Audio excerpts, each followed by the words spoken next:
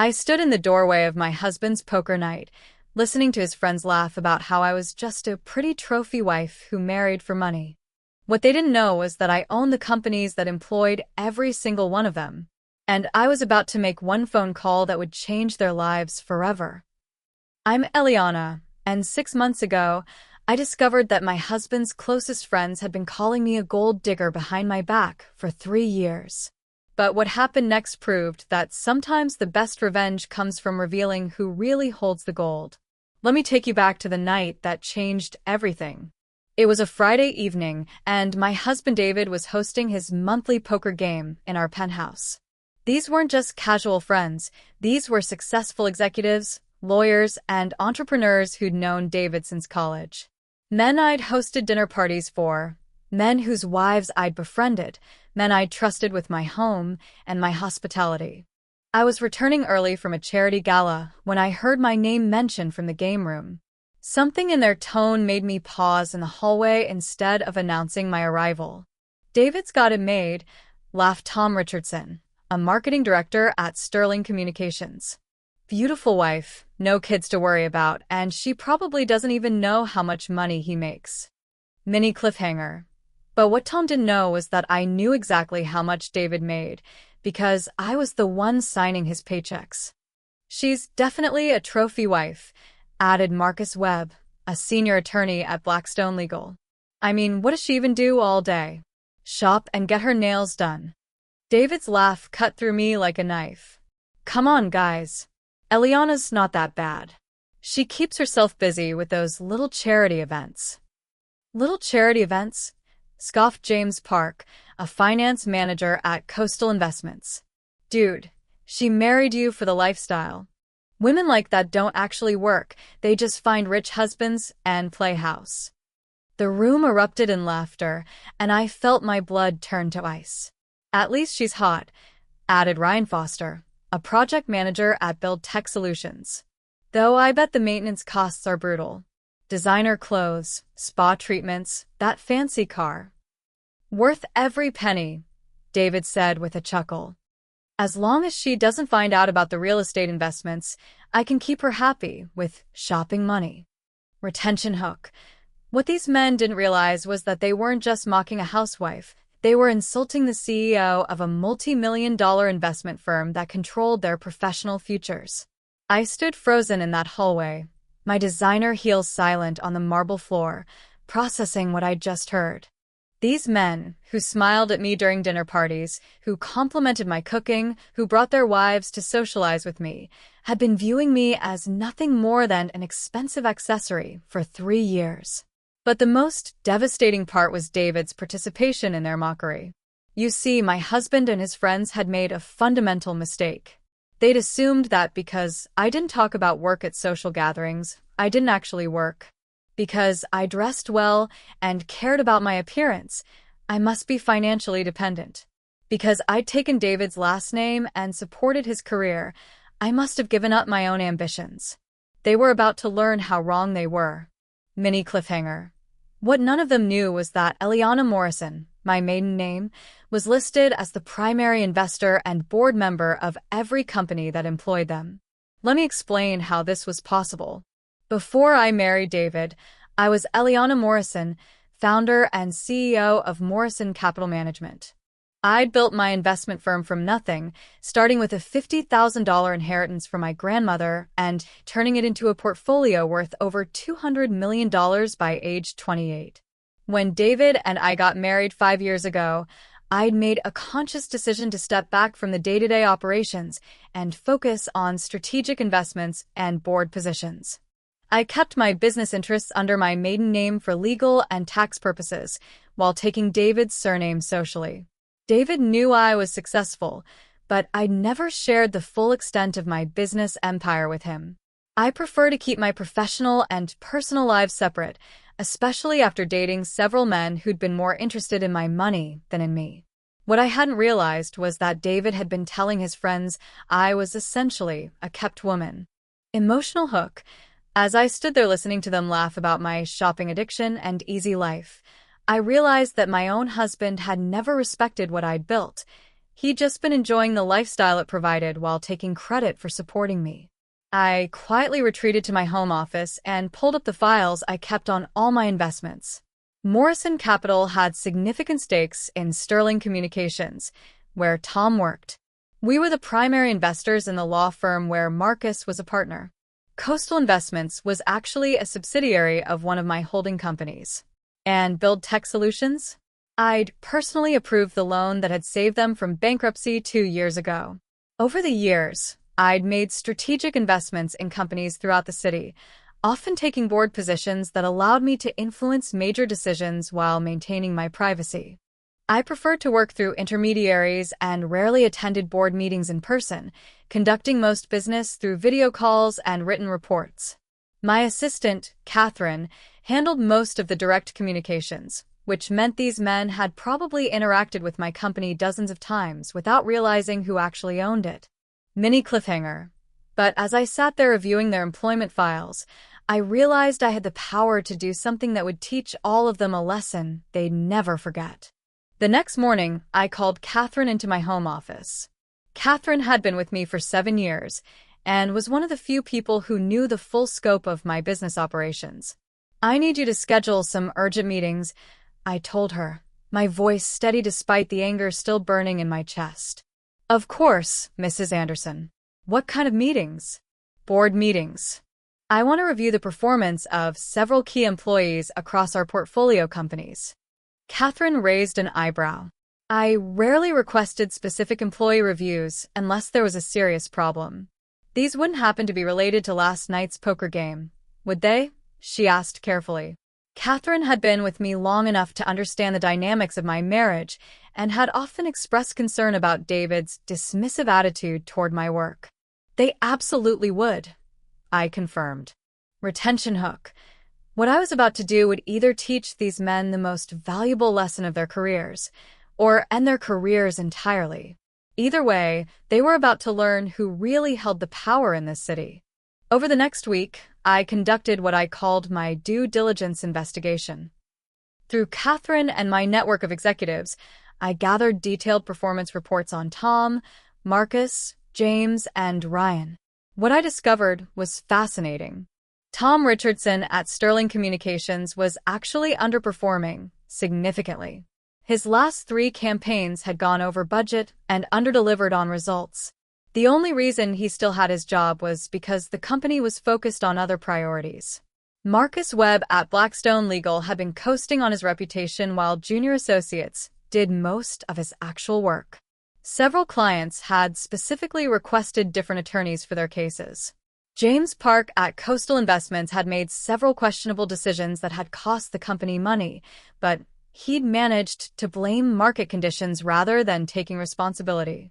Ryan Foster at Build Tech Solutions was the worst of all. He'd been inflating his project timelines and budgets, essentially stealing from the company through padded expenses and fake overtime claims. Mini cliffhanger. These men had been so busy mocking my supposed lack of contribution to society that they'd forgotten to actually contribute meaningfully to their own jobs.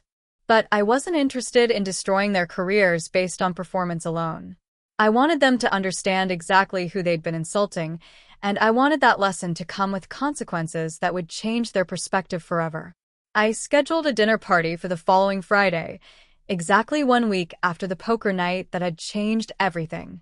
"David," I said over breakfast that morning, "I'd like to host Tom, Marcus, James, and Ryan for dinner this Friday. And their wives, of course." David looked surprised. "That's unusual for you. You don't normally want to entertain the poker guys." "I've been thinking about getting more involved in your social circle," I said sweetly. "Maybe it's time I took a more active role in our friendships." If only he knew how active that role was about to become. Climactic build-up. As I planned that dinner party, I realized I wasn't just preparing a meal, I was orchestrating the most satisfying reveal of my entire career. Friday evening arrived, and our penthouse was perfectly prepared. I'd hired a private chef, arranged for premium wine pairings, and ensured every detail was flawless. I wanted these men to see exactly what kind of trophy wife they'd been mocking. I wore a stunning black cocktail dress, Not because I was trying to look like a trophy, but because I was dressing for the most important business meeting of my life. The guests arrived right on time, and I played the perfect hostess, greeting each couple warmly and ensuring everyone had drinks and appetizers. "Eliana, this is absolutely gorgeous," said Sarah, Tom's wife.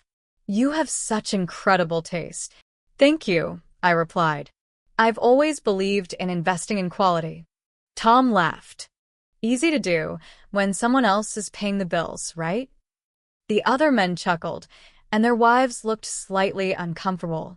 These women knew their husbands were being rude, but they'd learned to overlook their behavior in social situations. Major cliffhanger, but as we sat down for dinner, I was about to turn their casual cruelty into a career-defining moment for all of them. During the appetizer course, I steered the conversation toward work. "Tom, how are things at Sterling Communications? I hear the marketing industry is very competitive these days." "Oh, you know how it is," Tom said dismissively. "Lots of pressure from investors who don't understand the creative process. Some investment firm keeps pushing for better results, but they don't get that good marketing takes time." "Really? What's the name of this investment firm?" "Morrison Capital something." Tom waved his hand vaguely. "Bunch of suits who've probably never worked in marketing a day in their lives." Marcus nodded. "We deal with Morrison Capital at our firm too. Very demanding client. Always asking for detailed reports and questioning our strategies." "And James," I continued, "how's Coastal Investments treating you?" "Can't complain," James replied. "Though we're under new management from some parent company. Morrison something. They're really tightening the screws on performance metrics." Ryan jumped in. "Build Tech is dealing with Morrison Capital too. They're the loan company that's been breathing down our necks about project efficiency." Revelation moment. As these four men sat at my dining table, complaining about the investment firm that was ruining their comfortable lives, they had no idea they were speaking directly to its founder and CEO. I took a sip of wine and smiled. Morrison Capital sounds like quite an influential company. "Do any of you know who runs it?" "Some Morrison guy, obviously," Tom said with a laugh. "Probably some old money type who inherited the business." "Actually," I said, setting down my wine glass, "Morrison Capital Management was founded by a woman. Eliana Morrison, to be specific."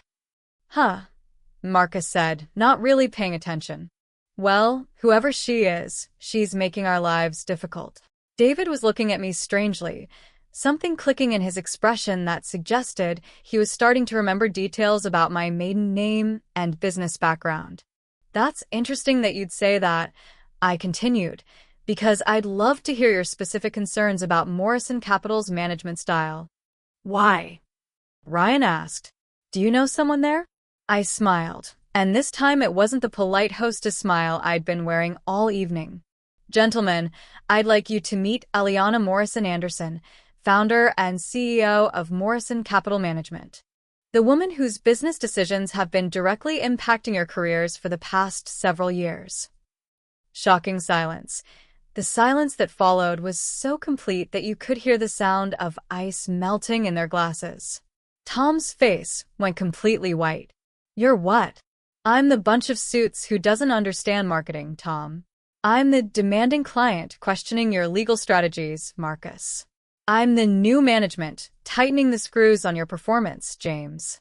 And Ryan, I'm the loan company that's been breathing down your neck about project efficiency." Marcus started to stutter. "But you're David's wife."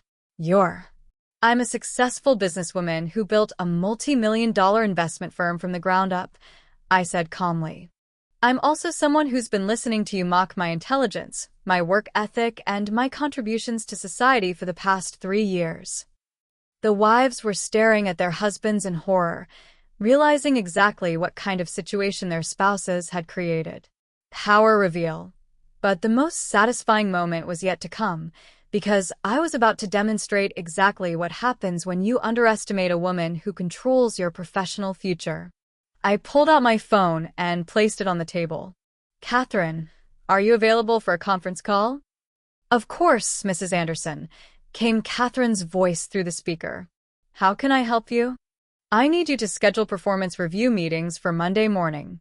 Tom Richardson at Sterling Communications, Marcus Webb at Blackstone Legal, James Park at Coastal Investments, and Ryan Foster at Build Tech Solutions. Certainly. What type of performance reviews are we conducting? I looked directly at each man as I spoke. Comprehensive evaluations with termination recommendations based on documented underperformance, unprofessional conduct, and failure to meet company standards. Tom actually gasped. You can't. I can and I am, I said simply.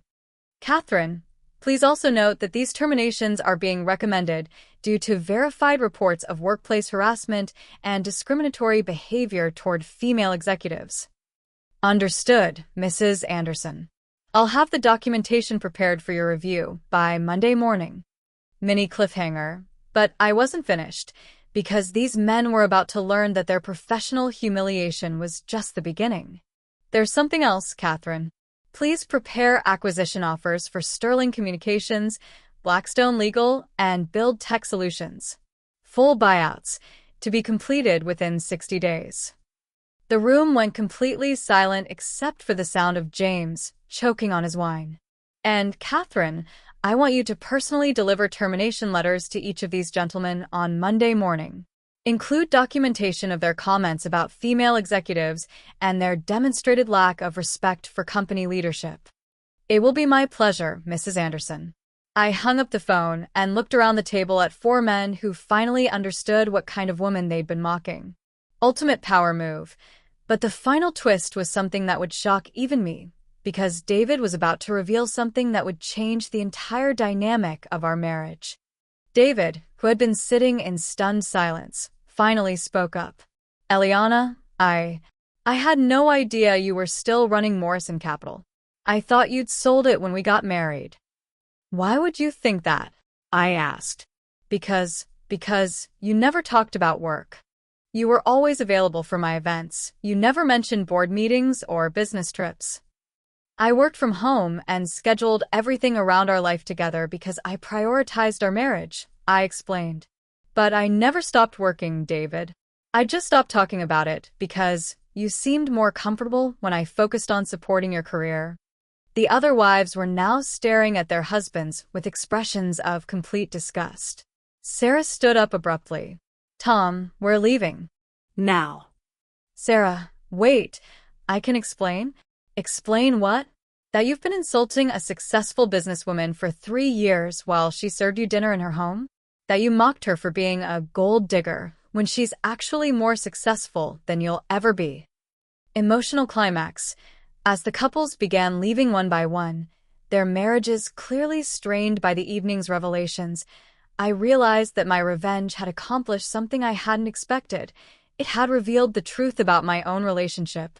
After the last guest left, David and I sat alone in our dining room, surrounded by the remnants of what had been meant to be a social dinner. How long have you known? He asked quietly. Known what? That I was okay with them thinking you didn't work. I considered his question carefully. I think part of me always knew you were more comfortable when people saw you as the successful provider and me as the supportive wife. I just didn't realize you actively encouraged that perception. I never meant to diminish what you do. But you did, David. For 3 years, you let your friends believe I was a trophy wife, and you never once corrected them. You even participated in their jokes. Relationship revelation. What happened next would determine whether our marriage could survive the truth about who we really were. David was quiet for a long moment, staring at his hands. I was intimidated, he finally admitted. When we first got married, I was proud of your success. But as my friends started making comments about how I'd married up, I began to feel inadequate.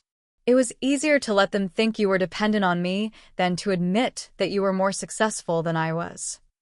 So, you've diminished my accomplishments to protect your ego? Yes. And I'm ashamed of that. I stood up and walked to the window, looking out over the city lights.